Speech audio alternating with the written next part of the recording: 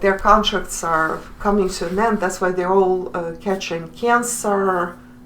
3 cancers discovered right after the Queen dies. She held everybody afloat. Everybody. But I recall she held afloat. in the UK, the royals, they were really promoting that vaccine. It doesn't matter what they were promoting or what caused it. Point is that it's destined to happen.